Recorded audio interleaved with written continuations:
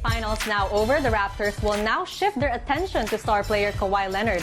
And in case you've forgotten, Kawhi is a free agent this offseason, and a lot of teams are after him. So will Kawhi stay? And if he does leave, where will he end up next? So still with us to discuss Kawhi's free agency are Coach Jerry and Anton Rojas. Coach Jerry, we've talked about Kawhi's contribution to the team, his leadership, and of course his skills. But what is his value when it comes to the franchise that is the Raptors? Well, for me, he's priceless.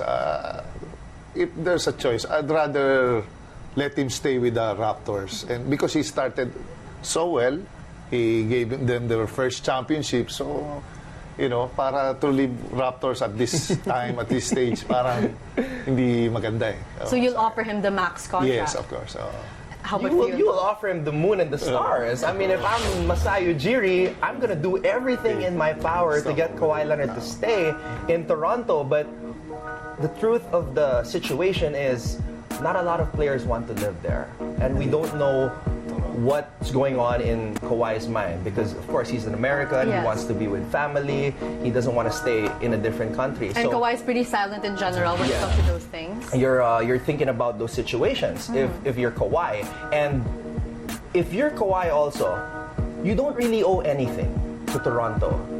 I know it's a good story if he stays because no matter what happens, he is legendary in the eyes of Raptors fans. Yes. It's going to hurt. They might burn a few Kawhi Leonard jerseys if he leaves. Drake might make a song about him, a diss track, I don't know, whatever. But if Kawhi stays, it's going to be a noble gesture for him. But it's all up to Kawhi. He's going to talk to his family. He's going to talk to those close to him to decide which is the best option for him. And I think it's going to boil down to which situation he's most comfortable at. But one thing's for sure, the board man is going to get paid, Coach. Of course. It's purely business, siyempre. What's best for both parties, siguro. So how strategic of a move would it be? Would it be more of a pro or a con if he decides to stay with the Raptors? Sa akin, if you will say, for me, it's more on pro. It's best. Pro basketball-wise. Pro basketball. If we're talking about basketball, if we're talking about him wanting to win more championships, that's a pro. You have to stay. That's a pro. You have to stay. And how about the cons if he does stay? It's more personal. Well, personal, and also you don't know what's going to happen during the off-season. So a lot of things can happen. And then let's talk about if he does decide to leave the Raptors, which team would be the best team to go into? Ooh, that's a juicy one. Dami.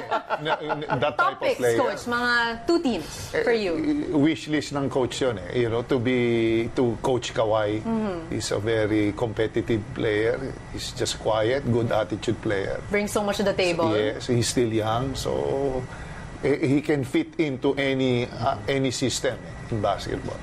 But if you were to pick two teams in the NBA right now, what would it be? He can play for Lakers. Oh, I like that. So you really want a jump pad, okay? So the Lakers. The Lakers. Imagine that. LeBron, Boston, he can play there. Boston. Yung mga big teams, huge following, pwede siya. How about for you, Anton? What two teams are you weighing in on Kawhi going into? I have to envision this for a bit. I think I like Kawhi in a Lakers uniform. I like Kawhi with LeBron because I think LeBron still wants to win a couple more championships, and I like the young core of the Lakers. Yeah. I think they suffered long enough. I want Lonzo Ball to be successful. I want Kyle Kuzma to be successful. Coach, parang nakita na natin na Lakers fan talaga si Anton eh. I'm a Lonzo Ball and a LeBron fan, but New York Knicks fan. With regards to the team, Blake Griffin fan, but yeah, Kawhi to the Lakers is a very exciting thought. Other than that, probably New York. New York. What makes, I don't know, what do you think will be the turning point for Kawhi, the catalyst, whether he chooses to leave or to stay? And I know it's hard to get inside Kawhi's mind because he hasn't been the most vocal, of all the NBA players, but Coach, I guess from your perspective, and also Anton, as as a fan and also as a basketball analyst, what would it take for him to leave, or for him to stay? Like, what would be that, that tidbit? ang dami niyang kino-consider kasi yan. Oo, kasi so quiet eh. So, Yeah. there's no pronouncement during the series. So, you don't know what's in his mind talaga eh. But because of this championship, I don't really know. I don't really know what's gonna happen really. I have a few thoughts, Denise. Number 1, money. Ayun. Number 2, championships. Championship. Number 3, maybe a Drake song. So money, a championship, and a Drake song for Anton. And for Coach Jerry, it's still unknown. He can't exactly pinpoint. So those are good points. Thank you. Yeah. Gusto niya rin yung he's in the range of the contract of Steph Curry. 200 He deserves plus it. million. He deserves it. More or less, whoever gives him that. The board man gets paid. The board man gets paid. So that's been the whole theme for this whole series. Thank you so much, Coach Jerry. Thank you so Thank much, you. Anton, Thank for your you, time to Denise. talk about this great NBA final series. Right.